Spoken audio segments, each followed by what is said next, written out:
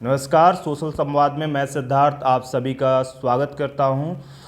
आज हम बातचीत करेंगे उत्तर प्रदेश विधानसभा चुनाव को लेकर। हमारे साथ मुकेश राजपूत जी हैं, उत्तर प्रदेश के फर्रुखाबाद से सांसद हैं, तो उनसे हम बातचीत करेंगे। सबसे पहले तो सर, सोशल संवाद आपका एक बार फिर से स्वागत करता है। थैंक यू सर, जिस तरह से हम देखें कि उत्तर प्रदेश में ब्राह्मण वोटों को लुभाने के लिए बीएसपी ब्राह्मण महासभा कर रही है। वहीं कांग्रेस की बात करें तो कांग्रेस भी उसमें दलित यात्रा कल निकाला है। तो आपको क्या लग रहा है कि उत्तर प्रदेश में जिस तरह से ये लोग अपनी सभाएं कर रहे हैं, तो क्या इससे बीजेपी को कुछ फर्क पड़ेगा?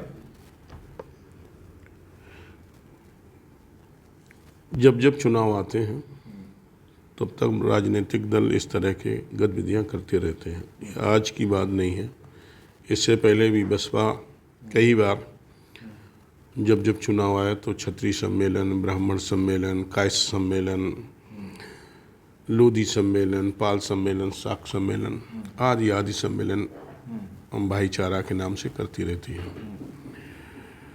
लेकिन ये चुनाव में ही करते हैं, चुनाव के बाद में सब भूल जाते हैं। इसी तरह कांग्रेस भी है।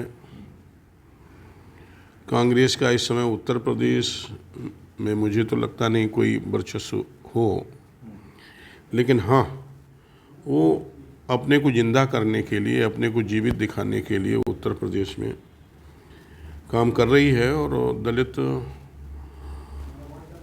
मार्च निकालने का, दलितों को अपनी तरफ अट्रैक्टिव करने का काम कर रही है। लेकिन ये बहुत ज़्यादा सफल होने वाला नहीं है, क्योंकि उत्तर प्रदेश में माननीय नरेंद्र मोदी देश के जब से प्रधानमंत्री बने हैं और योगी जी उत्तर प्रदेश में मुख्यमंत्री बने हैं, तब से लेके आज तक दलित समाज हो, चाहे पिछड़ा समाज हो, चाहे अगड़ा समाज हो, सभी समाज के लोग विकास को देखते हुए सबका साथ, सबका विकास, सबका विश्वास के नारे पे जिस तरह भारतीय जनता पार्टी की सरकार, दोनों सरकारें काम कर रही हैं, लोग बड़ी आत्मीयता के साथ जुड़ चुके हैं। ये मैं कह सकता हूँ कुछ राजनीतिक दल और कुछ राजनीतिक नेता लोग नहीं जुड़े हैं और वो इससे कोई फर्क पड़ने वाला नहीं है। और हर आदमी अपनी राजनीति में स्थान बनाने के लिए इस तरह के गतिविधियाँ करता रहता है और करता रहेगा, मुझे पूरी आशा विश्वास है। सर, जिस तरह से हम देखें लगातार जिस तरह से दूसरा सेशन चालू हुआ है और इस सेशन में हम देख रहे हैं कि लगातार और जो है कि संसद नहीं चल पा रहा है। विपक्ष लगातार कृषि कानून और महंगाई का मुद्दा बनाकर रोजाना संसद में हंगामा कर रहा है। सर, इस तरह से अगर संसद चलेगा तो किस तरह से जनता का लाभ हो पाएगा? देखिए, विपक्ष इस समय मुद्दा विहीन है, दिशा विहीन है।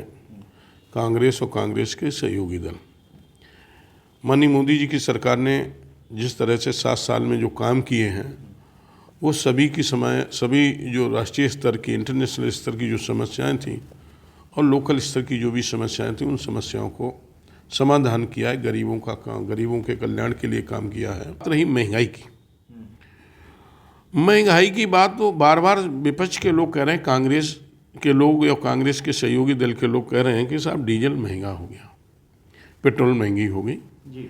एलपीजी की भी बात, एलपीजी की गैस की भी बात हम कर लेते हैं, जोड़ लेते हैं, वो भी महंगी हो गई। 2014 से पहले की वो अपनी सरकार की देखें, उस समय डीजल क्या था, उस समय पेट्रोल क्या था, एलपीजी गैस थी, लोगों को एलपीजी गैस नहीं मिलती थी। पूरे पूरे दिन एक एक सिलेंडर के लिए लोगों को लंबी लंबी लाइन लगानी पड़ती थी। दिन भर में एक कई सिलेंडर ले पाते थे, मिल पाता था। और आज आप फ़ोन से बात करिए, 10 मिनट के अंदर आपके घर पर एलपीजी गैस सिलेंडर पहुंच जाएगा। ये मोदी जी की सरकार में है। दूसरी महंगाई की बात है। महंगाई से आप देखिए, 2014 से पहले डॉलर की कीमत क्या थी, क्योंकि डीजल जो भी कच्चा माल है डीजल का, वो हिंदुस्तान में तो पैदा होता नहीं, उसकी खपत के अनुसार विदेश से ही लेना पड़ता। और डीजल का जो पेट्रोल जो है विदेश से हमें लेनी पड़ती है, उसके बदले में हमें डॉलर देने पड़ते हैं। डॉलर की आप देखिए, यही मोदी जी की सरकार जब 2014 में बनी थी तो यही डीजल 52 रुपये में ही तो बेचा, 48 रुपये में भी तो बेचा, 48 रुपये 45 रुपये में भी तो ये डीजल बेचा। आज इंटरनेशनल मार्केट में डीजल के दाम बढ़े हैं तो उसी लिहाज से, उसी के हिसाब से डीजल और पेट्रोल के दाम बढ़े हैं। विपक्ष को भी मालूम है, लेकिन देश के लोगों को गुमराह करने के लिए ये सिर्फ प्रोपोगंडा कर रहे हैं और कुछ नहीं। उन्हें भी मालूम है वैक्सीन फ्री हिंदुस्तान में मिल रही, 80 करोड़ लोगों को खाद्यान्न फ्री मिल रहा है। आप देखिए 2-2 हज़ार किसान के खाते में हर तीसरे महीना में, एक साल में 6,000 रुपये किसानों के खाते में डाले जा रहे हैं। लोगों को प्रधानमंत्री आवास योजना के अंतर्गत आवास मिल रहे हैं, शहरी योजना में, शहरी में भी प्रधानमंत्री आवास मिल रहे हैं। आपको गैस फ्री मिल रही है, आपको हर जितनी भी शौचालय हैं, शौचालय फ्री मिल रहे हैं, गाँव में बनवाए जा रहे हैं। तो ऐसी कई योजनाएं हैं जो हिंदुस्तान में बाखूबी पुरानी सरकार की भी तुलना में इस सरकार में नई योजनाएं वो चालू की गई और उन योजनाओं से आम आदमी को काफ़ी लाभ भी है। तो इसलिए अब वो बार बार उन्हें कोई मुद्दे नहीं है, साहब डीजल महंगा है, पेट्रोल महंगा। डीजल पेट्रोल बनाना कोई भारतीय जनता पार्टी के हाथ का काम नहीं है। हमारे हाथ का काम यहाँ के लोगों का, डीजल पेट्रोल यहाँ के लोगों का काम नहीं है कि यहाँ के डीजल पेट्रोल यहाँ हिंदुस्तान में बन रही हो।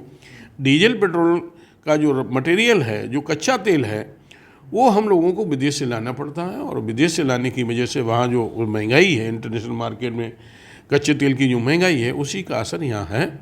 और ये हमेशा ही, जब यदि सस्ता मार्केट हो जाएगा तो सस्ता आपको यहाँ डीजल पेट्रोल मिलेगा, गैस भी सस्ती मिलेगी।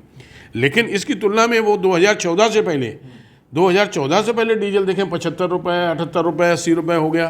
तब डॉलर की कीमत 54 रुपये, 55 रुपये थी, आज 74 रुपये, 73 रुपये के पास में है। तो डॉलर से तुलना करेंगे तब भी आज डीजल और पेट्रोल सस्ता है। सर, बात करें तो एक तरफ कोरोना से बेरोजगारी का स्तर बढ़ा है और इसी को लेकर जब सपा प्रमुख हैं उत्तर प्रदेश में 5 तारीख को साइकिल यात्रा निकालने जा रहे हैं, महंगाई और बेरोजगारी और इन सब मुद्दों को लेकर उत्तर प्रदेश में कितना प्रभाव पड़ेगा सपा का? उत्तर प्रदेश में समाजवादी पार्टी अपने वर्चस्व को बचाने के लिए संघर्ष कर रही है। सब आप देखेंगे, अभी पंचायत चुनाव हुए, पंचायत चुनाव में भारतीय जनता पार्टी ही, चाहे वो ब्लॉक के चुनाव हों, चाहे वो जिला पंचायत अध्यक्ष के चुनाव हों, चाहे अन्य चुनाव हों, भारतीय जनता पार्टी प्रचंड बहुमत से भारतीय जनता पार्टी के ब्लॉक प्रमुख और जिला पंचायत अध्यक्ष बने हैं, इतिहास में पहली बार। दूसरा, समाजवादी पार्टी के आगे 2022 में चुनाव दिखाई दे रहा। अब वो तरह तरह की इस तरह से बातें कर रहे। 4 साल से समाजवादी पार्टी के अखिलेश यादव कहाँ थे? तब क्या कर रहे थे? तब क्यों नहीं साइकिल यात्रा निकाल पा रहे थे? अब चुनाव आ गया, चुनाव में तो ये सभी राजनीतिक दल और सामने आएंगे, क्योंकि उन्हें दिखाई देता है सत्ता हम कैसे बनाएं, सत्ता तक कैसे पहुँचें। और जब वो सत्ता में आ जाते हैं, 2017 से पहले उत्तर प्रदेश किस तरह से भ्रष्टाचार के आखंड में डूबा हुआ था, किस तरह से अपहरण उद्योग वहाँ पनप रहा था, किस तरह से गुंडा माफिया और भूमाफिया लोग हावी थे।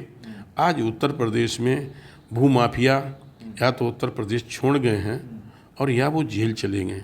ऐसे ही वहाँ जो गुंडागर्दी, अराजक तत्व करते थे, अपहरण करते थे, लूट करते थे, डकैतियाँ डालते थे, लोगों को रंगदाली वसूल करते थे, ऐसे लोग भी आज उत्तर प्रदेश से या तो छोड़ गए हैं और या जेल चले गए हैं, और नहीं तो योगी जी की सरकार ने उन्हें ठिया पे लगाने का भी काम किया है। किसानों को इतने ध्यान रखते हुए माननीय मोदी जी ने जो बड़ा दिल दिखाते हुए जो परिचय दिया और जो 3 बिल पास किए, उन 3 बिलों से किसानों का बहुत बड़ा हित हुआ है। लेकिन इस हित के लिए चौधरी राकेश टिकैत ने भी इसकी प्रशंसा की है। आप देखिए, जिस दिन बिल पास हुए उसके बाद उन्होंने मोदी जी सरकार की प्रशंसा की है, लेकिन उसके बाद 15 दिन, 1 महीने बाद जब कांग्रेस से उनकी बातचीत हो जाती है, कांग्रेस के सहयोगी दल इन बिलों को पास होते देख के घबरा जाते हैं। कांग्रेस ने भी अपने मैनिफेस्टो में कहा था कि मेरी सरकार बनेगी तो मैं ये 3 बिल पास करूंगा, और उसे भी लगता है कि मैं नहीं जो कर पाया और वो भारतीय जनता पार्टी ने, मोदी जी की सरकार ने ये कर दिया है, तो इसलिए वो छटपटा के उन्होंने इसका विरोध शुरू कर दिया। उसमें मैं राकेश टिकैत भी पैसे सहयोग करने लगे। आज फिर आप संसद जा रहे हैं, क्या लग रहा है कि आज सदन चल पाएगा? मुझे नहीं लगता है सदन चल पाए, क्योंकि मुझे लगता है विपक्ष का काम है, उन्हें लगता है कि मैं सरकार हो हल्ला करेंगे सदन को नहीं चलाने देंगे, और वो नहीं चलाएंगे। ये देश सबका है, लोकतंत्र में सबका अधिकार भी है विरोध करने का, लेकिन लोकतांत्रिक तरीके से विरोध करना चाहिए। कहीं हम लोगों को उन्हें विरोध भी करिए, लेकिन सदन भी चलने दीजिए। ऐसा मैंने कभी नहीं देखा था कि हम विरोध भी करेंगे सदन भी नहीं चलेंगे। ये देश किसका नुकसान कर रहे हैं? आप राष्ट्रवादी हैं कि आप पार्टीवादी हैं? आप पार्टी के लिए काम करना चाहते हैं कि राष्ट्र के लिए काम कर रहे हैं? आप पार्टी का भी अपना काम कर लीजिए और राष्ट्र का भी काम होने दीजिए। तुम सिर्फ कांग्रेस और कांग्रेस के सहयोगी दल सिर्फ अपनी सस्ती लोकप्रियता, अपना हम मीडिया में आ जाएं, लेकिन राष्ट्र का कितना बड़ा नुकसान हो जाए, मेरी पार्टी सत्ता में आ जाए, उसके लिए मुझे राष्ट्र को कहीं क्यों दांव पे क्यों ना लगाना पड़े, ये इस तरह का गतिविधि कर रहे हैं। मुझे लगता है कि कांग्रेस और उनके सहयोगी दलों को चाहिए कि पार्टी को अपनी देखें, लेकिन राष्ट्र को पहले देखें। राष्ट्र को नुकसान हो रहा है, इसलिए सदन चलाना चाहिए। मैं उनसे अनुरोध करता हूं, भगवान उन्हें सद्बुद्धि दे और सदन को चलने दे। उनका विरोध प्रकट था, देश में चला गया विरोध प्रकट करने के लिए। अब सदन की कार्रवाई को व्यवस्थित तरीके से चलने दें। वो कोई मुद्दे उनके हैं, उन्हें सदन में रखें, पटल पर रखें, उन पर सरकार चर्चा करने के लिए तैयार। बहुत बहुत शुक्रिया सर। दिल्ली से सोशल संवाद की रिपोर्ट।